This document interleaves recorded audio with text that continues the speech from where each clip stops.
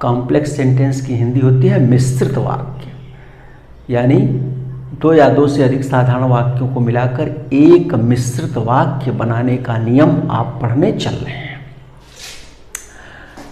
तो सबसे पहले कॉम्प्लेक्स है क्या? कॉम्प्लेक्स सेंटेंस माने मिश्रित वाक्य। चाहिए तो इसको लिख लीजिए। कॉम्प्लेक्स सेंटेंस लिखिए, जहां एक प्रिंसिपल क्लॉज तथा शेष सभी सबऑर्डिनेट क्लॉज हों, वह कॉम्प्लेक्स सेंटेंस कहलाता है। यानी एक प्रिंसिपल क्लॉज हो और उसके बाद जितने भी क्लॉज हों सब के सब सबऑर्डिनेट क्लॉज होना चाहिए, तो वो कॉम्प्लेक्स सेंटेंस कहलाता है।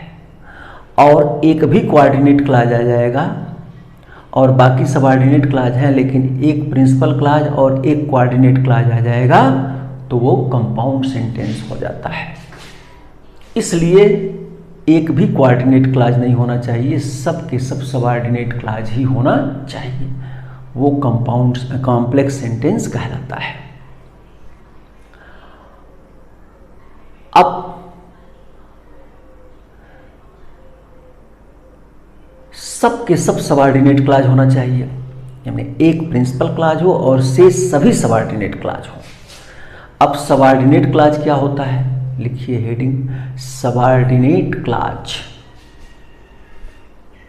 इसकी हिंदी होती है आश्रित उपवाक्य। सबऑर्डिनेट की हिंदी आश्रित और क्लॉज की अंग्रेजी उपवाक्य। आश्रित उपवाक्य लिखिए, वह क्लॉज जो अपना अर्थ देने के लिए किसी दूसरे क्लॉज पर आश्रित होता है, वह सबऑर्डिनेट क्लॉज कहलाता है। अर्थात सबऑर्डिनेट क्लॉज वह है जो अपना अर्थ स्वतंत्र रूप से नहीं दे पाता है, वह अपना अर्थ देने के लिए किसी न किसी दूसरे क्लॉज पर आश्रित होता है। यानी सबऑर्डिनेट क्लॉज वह है जो अपना अर्थ स्वतंत्र रूप से नहीं दे पाता है, वो अपना अर्थ देने के लिए दूसरे क्लॉज पर आश्रित होता है। सबऑर्डिनेट क्लॉज 3 प्रकार का होता है, इसको भी आप लिख लें। सबऑर्डिनेट क्लॉज 3 प्रकार का होता है। नंबर 1 नाउन क्लॉज, जिसकी हिंदी होगी संज्ञा उपवाक्य। नाउन क्लॉज संज्ञा उपवाक्य। दूसरा एडजेक्टिव क्लॉज विशेषण उपवाक्य। एडजेक्टिव क्लॉज विशेषण उपवाक्य। और तीसरा होगा एडवर्ब क्लॉज, माने क्रिया विशेषण उपवाक्य। क्रिया विशेषण उपवाक्य, ये 3 होते हैं। तो आज हम इन तीनों के विषय में क्रमशः पढ़ेंगे। तो सबसे पहले आप हेडिंग डालिए नाउन क्लॉज, संज्ञा उपवाक्य। नाउन क्लॉज संज्ञा उपवाक्य। नाउन के 5 कार्य होते हैं, आप पढ़े होंगे, जानते होंगे। फंक्शंस ऑफ नाउन, नाउन के कार्य। नाउन के 5 कार्य होते हैं। Subject to a verb, object to a verb, object to a preposition, complement to a verb और केस इन अपोजिशन। ये 5 कार्य होते हैं। तो सबसे पहला कार्य आप लिखिए सब्जेक्ट टू ए वर्ब। पहला हेडिंग डालिए subject to a verb. Subject to a verb, क्योंकि ये जो 5 काम होते हैं, यही 5 कार्य हमको यहाँ कराना है और यही 5 कार्य का क्लॉज भी होंगे। तो पहला है सब्जेक्ट टू ए वर्ब। लिखिए नाउन किसी वर्ब का सब्जेक्ट होता है। नाउन किसी वर्ब का सब्जेक्ट होता है, और जब कोई नाउन किसी वर्ब के सब्जेक्ट के रूप में आता है जब कोई नाउन किसी वर्ब के सब्जेक्ट के रूप में आता है तो वह सब्जेक्ट टू ए वर्ब कहा जाता है। तो वह सब्जेक्ट टू ए वर्ब कहा जाता है क्योंकि वह सब्जेक्ट टू ए वर्ब काम करता है। जैसे एक उदाहरण लिख लीजिए, जैसे Ram killed Ravan. Ram killed Ravan. Ram killed Ravan. Ram ने रावण को मारा। इस वाक्य का सब्जेक्ट क्या है? राम। राम सब्जेक्ट है और राम संज्ञा है, नाउन भी है। तो यहाँ noun subject to a verb कार्य कर रहा है। यहाँ noun subject to a verb कार्य कर रहा है। अब दो वाक्यों को जोड़ने के लिए कैसे आप प्रयोग करेंगे? लिख लीजिए प्रयोग। जब दो वाक्य एक साथ आते हैं, जब दो वाक्य एक साथ आते हैं तो उसमें एक वाक्य का सब्जेक्ट दूसरा वाक्य बन जाता है। एक वाक्य का सब्जेक्ट दूसरा वाक्य बन जाता है। चाहे पहले वाक्य का सब्जेक्ट दूसरा वाक्य बन जाए या दूसरे वाक्य का सब्जेक्ट पहला बन जाए, जहां शर्त मिलेगी। तो एक वाक्य का सब्जेक्ट दूसरा वाक्य बन जाता है और उस सब्जेक्ट बने हुए वाक्य से पहले कंजंक्शन लगा देते हैं। उस सब्जेक्ट से पहले बने हुए वाक्य, उस सब्जेक्ट बने हुए वाक्य से पहले कंजंक्शन लगा देते हैं और इस प्रकार वह noun class subject to a verb हो जाता है। इस प्रकार यह noun class subject to a verb हो जाता है। और लिख लीजिए, प्रायः दो वाक्य जब एक साथ आते हैं, प्रायः दो वाक्य जब एक साथ आते हैं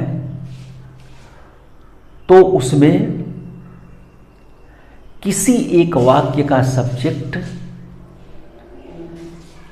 किसी एक वाक्य का subject this, that, these, those या इट होता है, या इट होता है। दिस, दैट, दीज, दोज या इट होता है। तो उस दिस, दैट, दीज या दोज को हटा देते हैं। उस दिस, दैट, दीज या दोज को हटा देते हैं और उसके स्थान पर दूसरे वाक्य को लगा देते हैं। और उसके स्थान पर दूसरे वाक्य को लगा देते हैं तथा उससे पहले कंजंक्शन लगा देते हैं। उससे पहले कंजंक्शन लगा देते हैं। जैसे उदाहरण है, यू आर ए थीफ। तुम एक चोर हो। It is known to all. यह सबके द्वारा जाना जाता है। तुम एक चोर हो, यह सबके द्वारा जाना जाता है। तो अब इसको बनाना है। तो मैंने बताया दो वाक्य एक साथ आएंगे, उसमें किसी एक वाक्य का subject this, that, these, those या इट होगा।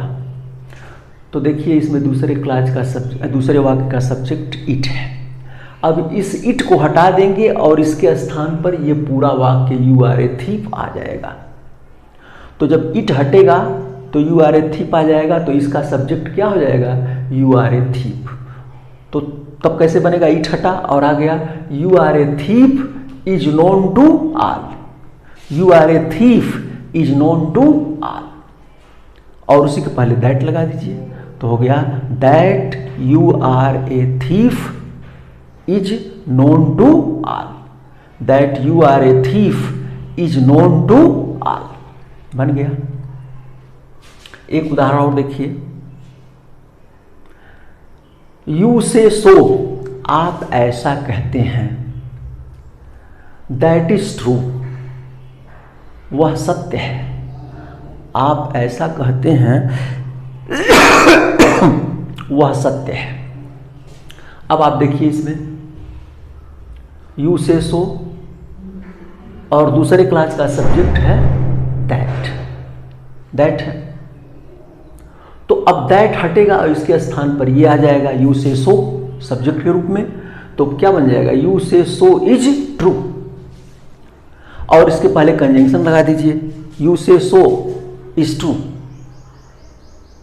आप ऐसा कहते हैं इज ट्रू, सत्य है, तो क्या हो जाएगा जो आप कहते हैं वो सत्य है, तो जब जो अर्थ आएगा तो व्हाट लगेगा, दैट नहीं लगेगा, तो हो गया what you say is true, what you say is true, ऐसे बन जाएगा।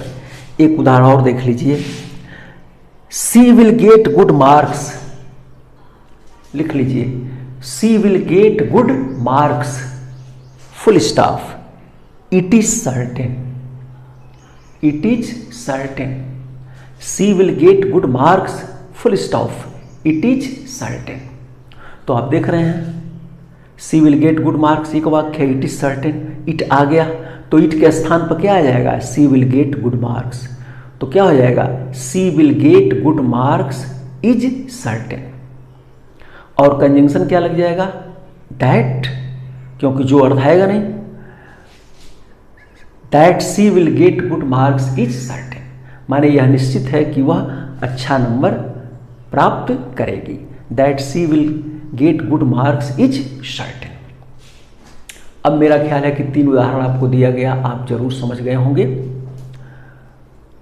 अब इसके बाद दूसरा आता है, वो है object to a verb, object, हाँ लिखिए, ऑब्जेक्ट टू ए वर्ब है, लिखिए ये कैसे होता है, लिखिए, जब नाउन किसी वर्ब का ऑब्जेक्ट होता है, जब नाउन किसी वर्ब का ऑब्जेक्ट होता है तो वह नाउन क्लॉज ऑब्जेक्ट, तो वह ऑब्जेक्ट टू ए वर्ब कहा जाता है, तो वह ऑब्जेक्ट टू ए वर्ब कहा जाता है।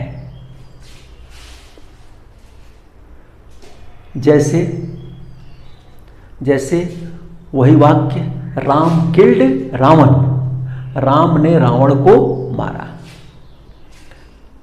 राम किसको मारा, रावण को, रावण ऑब्जेक्ट है और रावण भी संज्ञा है, नाउन है, तो इस प्रकार यहां Ravan object to a verb कार्य कर रहा है, इस वाक्य में Ravan object to a verb काम कर रहा है। ऑब्जेक्ट की पहचान है कि वाक्य की क्रिया से क्या एवं किसको का प्रश्न कीजिए, उत्तर में जो मिलेगा वही ऑब्जेक्ट होगा, क्या एवं किसको, क्या का प्रश्न करने पर उत्तर में जो मिलेगा वो निर्जीव होगा, और किसको का प्रश्न करने पर उत्तर में जो मिलेगा वो सजीव होगा, और वो ऑब्जेक्ट होता है। जैसे राम ने रावण को मारा, क्या मारा, कुछ नहीं, किसको मारा, रावण को, ऑब्जेक्ट, तो ऑब्जेक्ट मिल गया। अब कैसे आप दो वाक्यों को जोड़ने के लिए इसका प्रयोग करेंगे, कैसे क्लास बनाएंगे, क्लास को जोड़ेंगे, तो लिखिए प्रयोग, प्रयोग, जब दो वाक्य एक साथ आते हैं, जब दो वाक्य एक साथ आते हैं, ऑब्जेक्ट टू ए वर्ब का लिख रहे हैं आप प्रयोग, याद रखना कैसे प्रयोग करेंगे। जब दो वाक्य एक साथ आते हैं तो उसमें किसी एक वाक्य का ऑब्जेक्ट दूसरा वाक्य होता है, किसी एक वाक्य का ऑब्जेक्ट दूसरा वाक्य होता है तो उचित कंजंक्शन लगाकर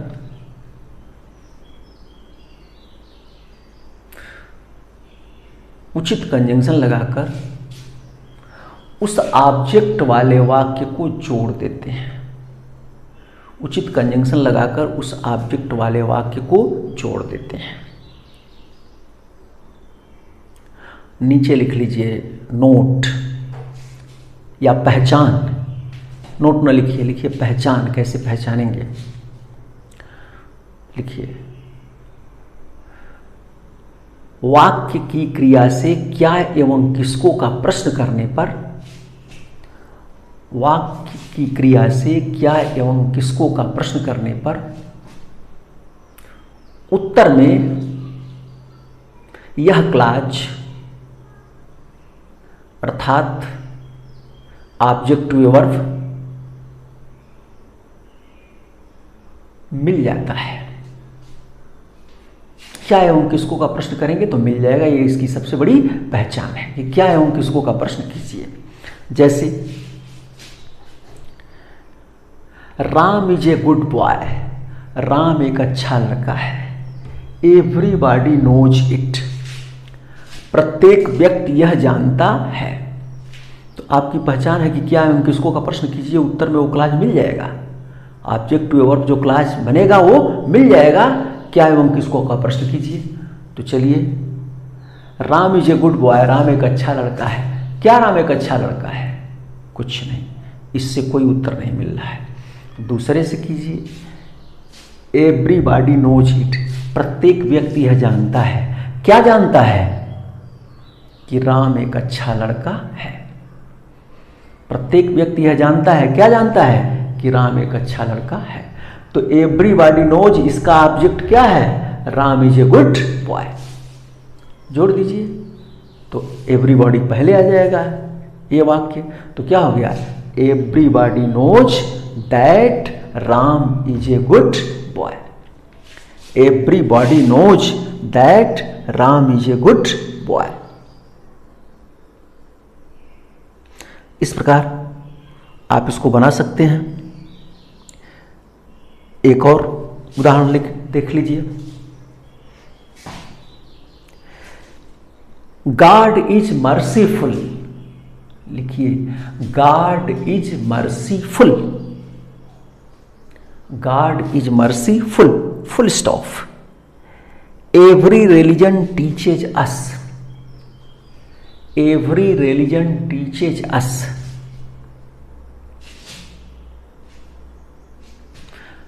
प्रत्येक धर्म ये पढ़ाता है। ईश्वर दयालु है, प्रत्येक धर्म ये पढ़ाता है। अब क्या एवं किसको का प्रश्न करो। ईश्वर दयालु है, क्या दयालु है, किसको दयालु है? कुछ नहीं। दूसरे से प्रश्न करो कि एवरी रिलीजन टीचेज अस, प्रत्येक धर्म हमें पढ़ाता है। क्या पढ़ाता है? कि ईश्वर दयालु है। तो अब जोड़ेंगे तो क्या हो जाएगा? Every religion teaches us that God is merciful, ऐसे बन जाएगा। एक बात और ध्यान रखिए कि यदि कारण ऑब्जेक्ट के रूप में कोई कारण वाला वाक्य मिलता है तो वहां वाई का प्रयोग करेंगे। स्थान वाला वाक्य मिलता है तो वेयर का प्रयोग करेंगे। समय वाला वाक्य मिलता है, समय की ओर संकेत करता है तो व्हेन का प्रयोग करेंगे। इसे भी आप याद रखें। जैसे एक उदाहरण मैं आपको दे रहा हूं। द टू स्टूडेंट्स क्वेरल्ड, लिखिए द टू स्टूडेंट्स क्वेरल्ड, दो छात्रों ने झगड़ा किया, full stop. I do not know the reason, मैं कारण नहीं जानता हूं, मैं कारण नहीं जानता हूं। दो छात्रों ने झगड़ा किया, I do not know the reason, मैं कारण नहीं जानता हूं। अब क्या एवं किसको का प्रश्न कीजिए। दो छात्रों ने झगड़ा किया, क्या झगड़ा किया? कुछ नहीं। किसको झगड़ा किया? कुछ नहीं। अब दूसरे वाले से प्रश्न कीजिए, I do not know the reason, मैं कारण नहीं जानता हूं। क्या कारण नहीं जानता हूं? क्या नहीं जानता हूं कि दो छात्रों ने झगड़ा क्यों किया, कि क्यों दो छात्रों ने झगड़ा किया। अब यहां क्यों आ गया, तो कारण है तो वाई हो जाएगा। तो क्या हो जाएगा, I do not know the reason why, या आई डू नॉट नो इतना ही रहने दीजिए तब भी सही हो जाएगा। I do not know why the two students quarrelled. I do not know why the two students quarrelled. इस प्रकार मुझे लगता है कि अब आपको क्लियर हो गया होगा। अब आप इसको अच्छी तरह से समझ लिए होंगे।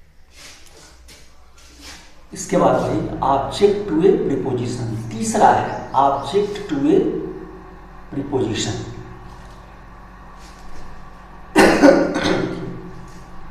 नाउन किसी प्रीपोजिशन का ऑब्जेक्ट होता है, और जब नाउन किसी प्रीपोजिशन का ऑब्जेक्ट होता है तो वह noun clause object to a preposition कहा जाता है। जैसे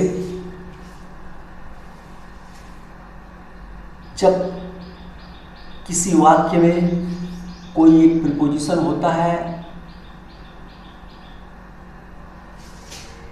और उस प्रीपोजिशन के बाद जो नाउन आता है तो वह नाउन उस प्रीपोजिशन का ऑब्जेक्ट होता है। यानी वाक्य में कोई नाउन होता है और उसके पहले यदि कोई प्रीपोजिशन लगा हुआ है तो वह नाउन उस प्रीपोजिशन का ऑब्जेक्ट होता है। जैसे राम गोज टू स्कूल, ये वाक्य है Ram goes to school, Ram school जाता है। इसमें जो है राम गोज टू स्कूल, इसमें स्कूल क्या है, स्कूल के पहले टू लगा हुआ है प्रीपोजिशन, तो स्कूल जो है इस प्रीपोजिशन टू का ऑब्जेक्ट है। राम गोज टू स्कूल, इसमें टू प्रीपोजिशन है, स्कूल नाउन है, स्कूल के पहले टू लगा हुआ है, तो यह स्कूल जो है इस टू प्रीपोजिशन का क्या हो गया, ऑब्जेक्ट हो गया। यानी इस वाक्य में कोई ऑब्जेक्ट नहीं है, इस क्रिया का कोई ऑब्जेक्ट नहीं है, क्योंकि क्रिया तो वो है, वो अकर्मक क्रिया है, ये क्रिया कर्म रखती ही नहीं है। इसलिए स्कूल ऑब्जेक्ट तो है लेकिन इस वाक्य का और इस क्रिया का ऑब्जेक्ट नहीं है, वह उस प्रीपोजिशन टू का ऑब्जेक्ट है। ऐसे ही मान लीजिए कहा जाए the book is on the table, the book is on the table, किताब मेज पर है। अब इसमें जो है टेबल नाउन है और उसके पहले ऑन लगा हुआ है, तो टेबल जो है वो ऑन का क्या है, ऑब्जेक्ट है। तो ऐसे प्रयोग को है जो है को हम ऑब्जेक्ट टू ए प्रीपोजिशन कहते हैं। अब यहाँ कैसे प्रयोग करेंगे, देखिए दो वाक्यों को जोड़ने के लिए कैसे होगा, लिखिए प्रयोग। प्रयोग जब दो वाक्य एक साथ आते हैं, जब दो वाक्य एक साथ आते हैं तो उसमें किसी एक वाक्य के अंत में कोई एक प्रीपोजिशन होता है, किसी एक वाक्य के अंत में कोई एक प्रीपोजिशन होता है, तो दूसरे वाक्य को उचित कंजंक्शन लगाकर, तो दूसरे वाक्य को उचित कंजंक्शन लगाकर उस प्रीपोजिशन के बाद रख देते हैं, उस प्रीपोजिशन के बाद रख देते हैं, और इस प्रकार यह noun clause object to a preposition हो जाता है। Noun clause object to a preposition हो जाता है। जैसे उदाहरण देखिए, योर टीचर सेज समथिंग, आपका अध्यापक कुछ कहता है, you should believe in it, तुम्हें इसमें विश्वास करना चाहिए। अब आप देखिए किसी वाक्य के अंत में कोई प्रीपोजिशन दिखाई दे रहा है, योर टीचर सेज समथिंग, इसमें कोई प्रीपोजिशन नहीं है। You should believe in it, in preposition है। तो अब यह वाक्य पहले हो जाएगा और इनके बाद दूसरा वाक्य कंजंक्शन लग के आ जाएगा। तो क्या हो जाएगा, यू शुड बिलीव इन, तुम्हें इसमें विश्वास करना चाहिए। किसमें? तो जो तुम्हारा अध्यापक करता है, what your teacher says. You should believe in what your teacher says. You should believe in what your teacher says. बन गया। एक उदाहरण और देख लीजिए। आई टोल्ड यू, मैंने आपको बताया। You must rely on it, आपको निश्चित रूप से इस पर आश्रित रहना चाहिए, विश्वास करना चाहिए। You must rely on it. अब देखिए इसमें भी खोजिए। आई टोल्ड यू कोई प्रीपोजिशन नहीं है, you must rely on preposition है। अब ये वाक्य पहले हो जाएगा, you must rely on what I told you, तुम्हें निश्चित रूप से उस पर विश्वास करना चाहिए। किस पर? अब तो जो मैंने तुम्हें बताया। इस प्रकार मेरे ख्याल से आप इसे बना सकते हैं, आराम से बना सकते हैं। अब इसके बाद वाला अगले वीडियो में मैं आपको बताऊंगा। धन्यवाद।